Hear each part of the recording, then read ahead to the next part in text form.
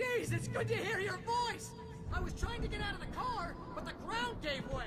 Man, what a drop! Don't worry, your cutout is fine. Forget that! Are you okay? I hit some bushes, didn't get a scratch! There's no way you can climb down, though! It's like a sheer wall! Ah! Al! There's something moving down here! Barry, it's a Taken! Use a flare, Barry! Oh! Yeah! Barry, are you alright? I'm good, Al! I'm great! Guess you never messed with anyone from New York City before, huh?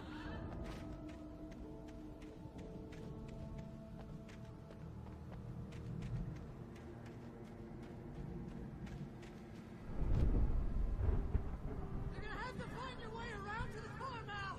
I'll be waiting! Barry, just wait for me, okay? Al! I'm not staying here! It's suicide! I'm going to the farm! I'm gonna go ahead and secure the area! You can catch up! Don't worry about it!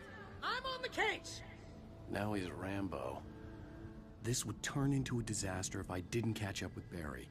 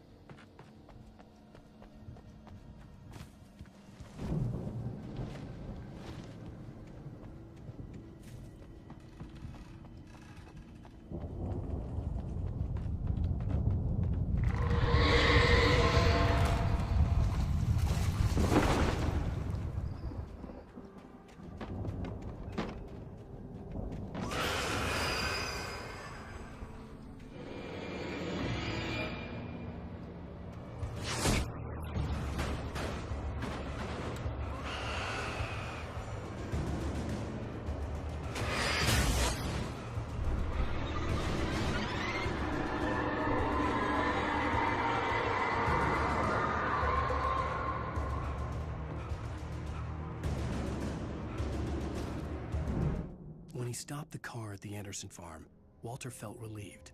Oblivion was close at hand. The brothers wouldn't miss a jar of moonshine or two in the booby hatch. But then he saw the man on the porch, and he knew who it was. Driving for his life and knowing it was useless, he didn't realize he was crying until he couldn't see the road for the tears.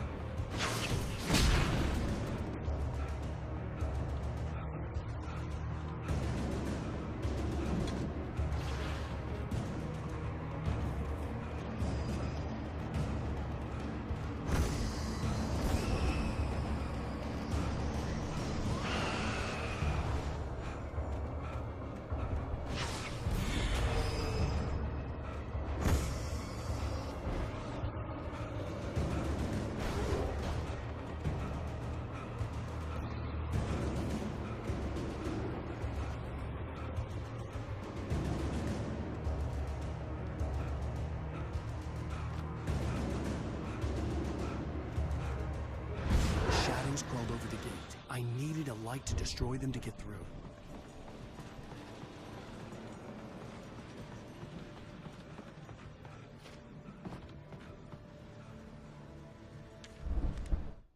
Agent Nightingale stared at the passed-out rider. The man was sleeping off one hell of a night. Nightingale felt a stab of envy at Wake's oblivion, but he had a job to do. He put the gun to Wake's head and almost became a murderer. His hand shook and his throat felt tight and dry. Biting his teeth, he tried again to pull the trigger. He lost the nerve. Wake stirred. Nightingale would have to settle for an arrest.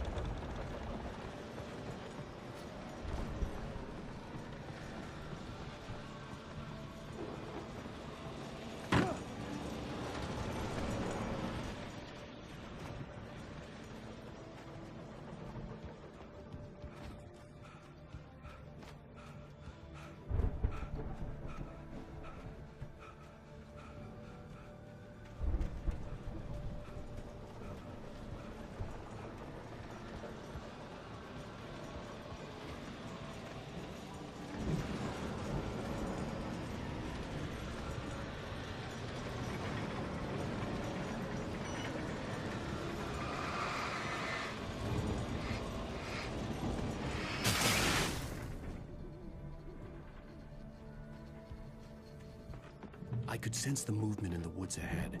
Facing the enemy without a weapon was dangerous, but I had no choice.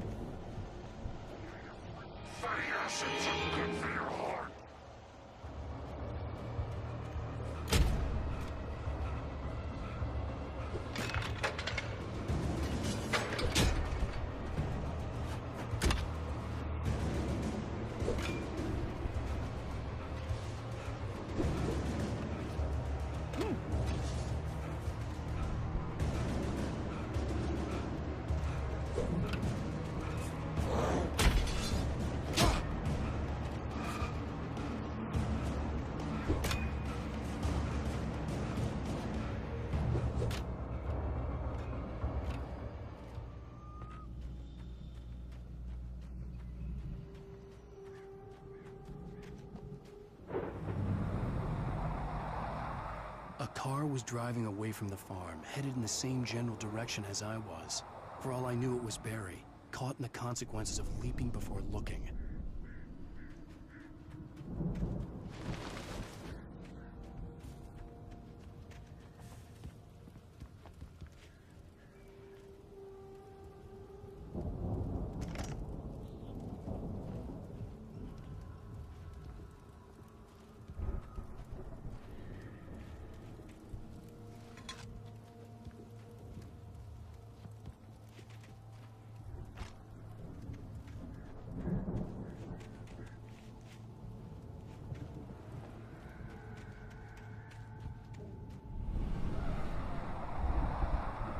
The car was heading for the cabin up ahead. It wasn't far. If it was Barry, I would see the damage soon.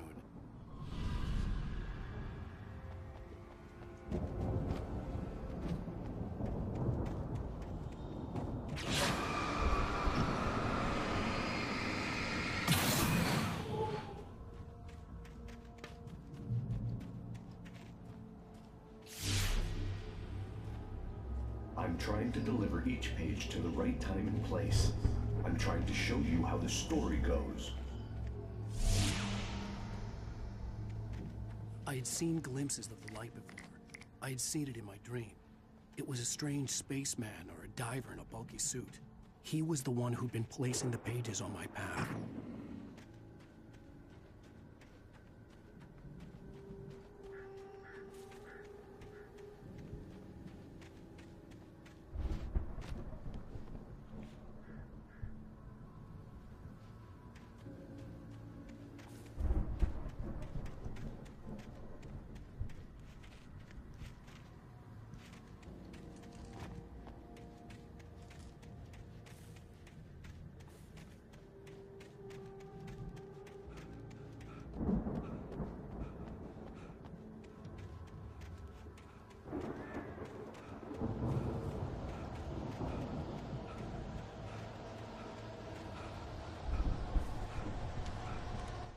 The storm raged on as the Anderson brothers walked unsteadily away from the clinic with the other patients in tow, knowing that this time they wouldn't return.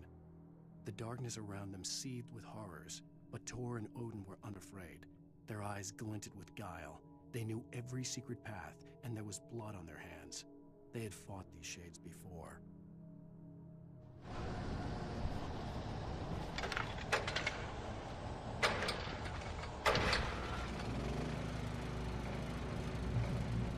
Someone had left a gun behind. Now I had a fighting chance of reaching the farm.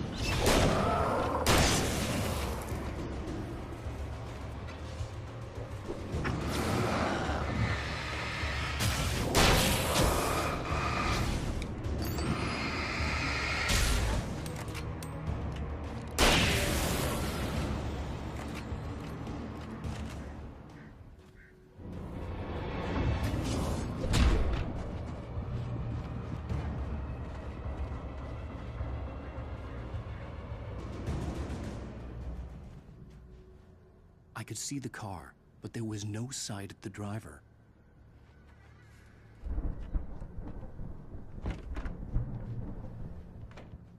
Hello? Anybody here? Barry! Danny, you're not! Please! What are you? Don't! I'm sorry!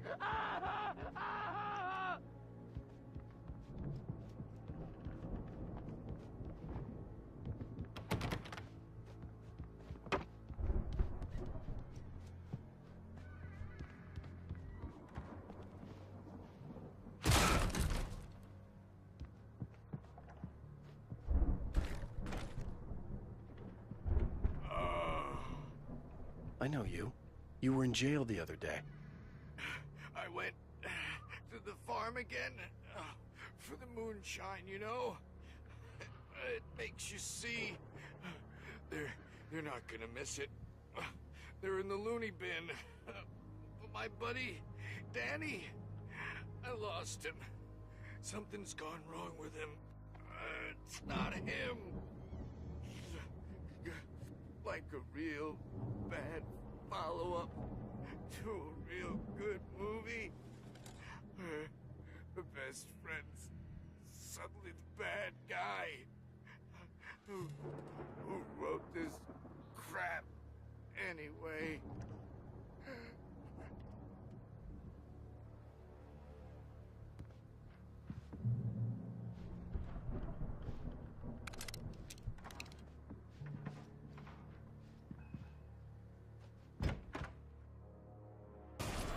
I've run through every possible course in my head. If I continue like the Dark Presence wants me to, the story I'm writing won't save Alice. It's a horror story, and it's going to kill her, and me, and everybody in this town. No one will survive. Darkness will consume everything. This is what it's wanted all along. It will be free, unstoppable. It used Alice to get to me, dangled in front of me to keep me going. It was never going to release her. I'm going to change this. I've written myself into the story. I'm now the protagonist.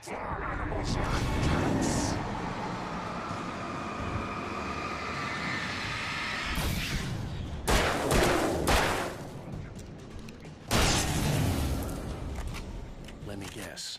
Danny, huh? In your story, it can't be certain that the hero will succeed or even survive. He almost has to die. I'll write my own escape into the story next. I need help. The front door was locked. I'll make it happen. The farm was still a good distance away. I'd need a car to get there fast. For a moment, Hartman considered strangling the idiot. Mott was mean-spirited, but easily manipulated. An emotional infant who lived for his approval. Wake, by contrast, was a far more difficult subject. Mott had given him too much leash. In 2 days, who knew what could happen? Hartman would have to find a way to rein him in, and quickly.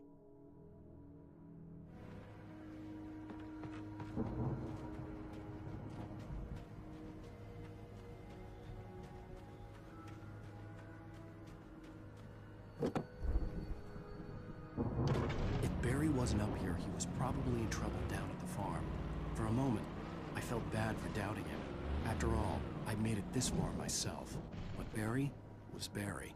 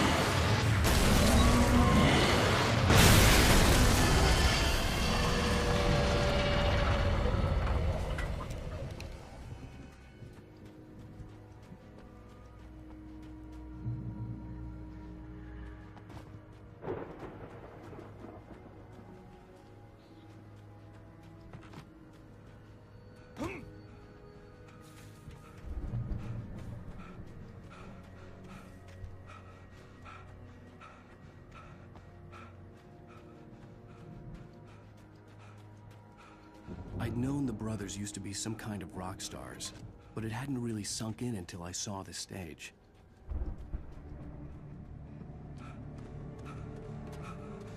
Ow! Run! Incoming! There's too many of them!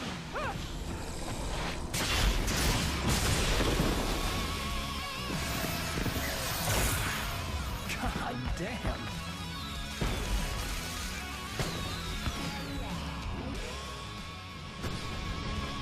I'm so glad you decided to go it alone, Mr. Bronson. Shut up and shoot!